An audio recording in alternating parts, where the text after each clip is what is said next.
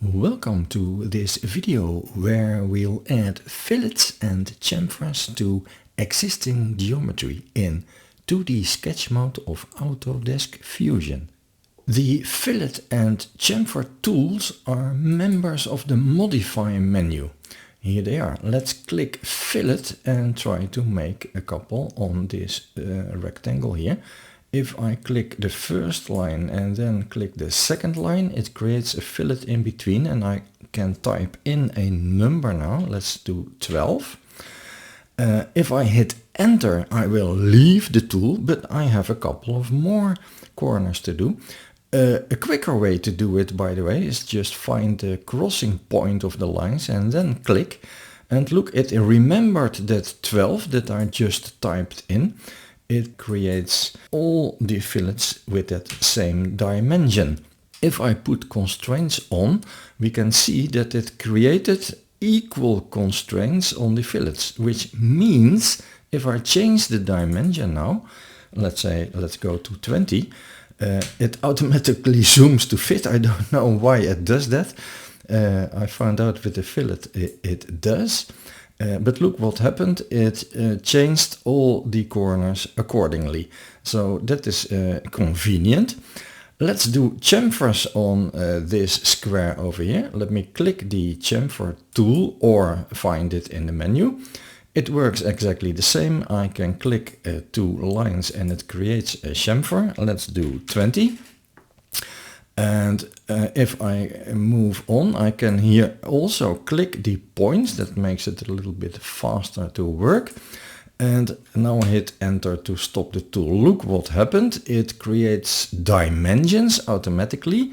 And this time I do not see any equal constraints, which means if I change this dimension to, let's say, 40, only this corner is changed. These dimensions are just normal dimensions. I can modify them. Both tools also work perfectly well on angled lines, as we can see. And also here on this triangle, it works perfectly nice.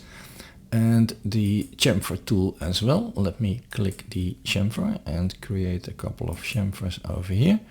That works like a charm. Oh, look what happened. It does not give the exact same dimension. No, I found out that only does that when you type in a dimension.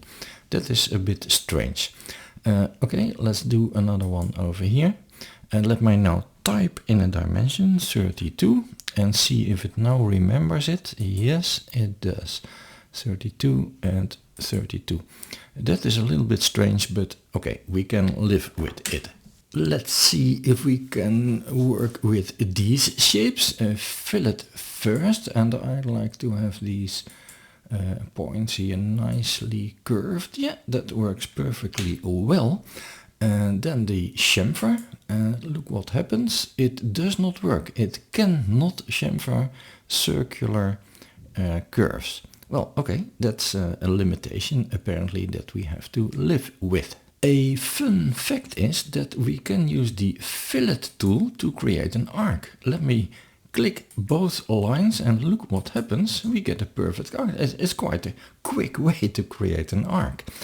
The question is, can we do something similar with the chamfer tool? Well, I doubt it, because yeah, it would create a rectangle. Let's try it. No, I cannot click that other line. That only works with the fillet. Let's see what happens if we create a fillet on 2 lines. Let me select this line and then look what happens. We can choose that one or this one. Let's do this one. It removes the remainder of the lines. Well, yeah, I can understand that, because yeah, what can I do with it? I bet that this will work for a fillet too. A chamfer too. Yes, there we have it, and there we have it. Yeah, that works perfectly fine for a chamfer also. Let's have a closer look at the chamfer tool, because if we look down in the menu, we see that there are 3 ways to create a chamfer. What we used so far was the equal distance chamfer.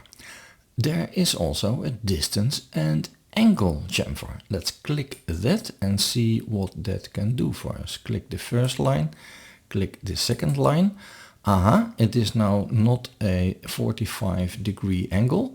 We can type in a distance here as a first, and then if I hit tab on the keyboard, I can enter a certain amount of degrees. Let's do 30. And I don't hit enter, because if I do that I leave the tool. I like to have these same numbers over here. I think I remember I clicked the top line first and then the bottom line. Yeah, I get exactly those same numbers, so it remembers what I had been doing, and now we have a nice asymmetrical chamfer. The third way to create a chamfer is with two distances. Okay, let's try that out. Let me click here and then click there, and now I will have to enter two distances. Well, let's do 60 again, and then hit tab on the keyboard, and then, well, let's do 32, and that creates more or less the similar one as on the top. Do it again over here, click and click again, and remembered those numbers. I can hit enter, and there we have it.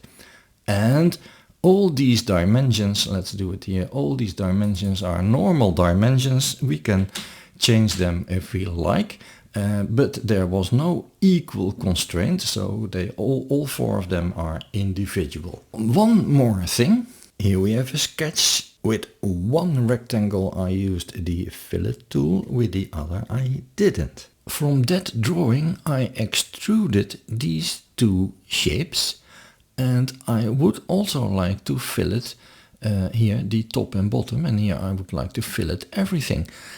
In fact, this one is quicker to work with. I can simply select the whole thing, click fillet in 3D mode. There's also a fillet command.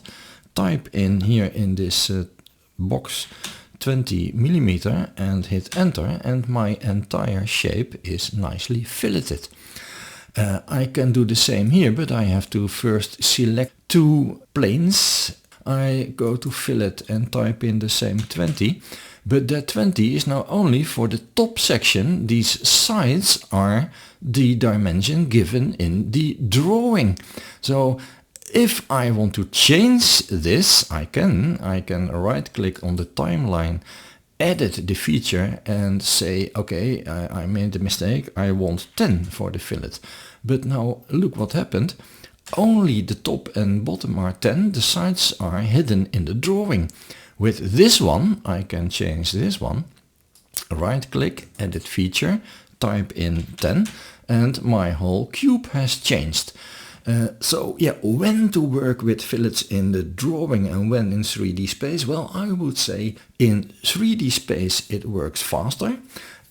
Personally, I only use fillets and chamfers in my 2D drawing if it is sort of functional, if I really need it over there. Well, this was it for fillets and chamfers. Thank you for watching. Maybe see you back in the next video. In the meantime, have fun.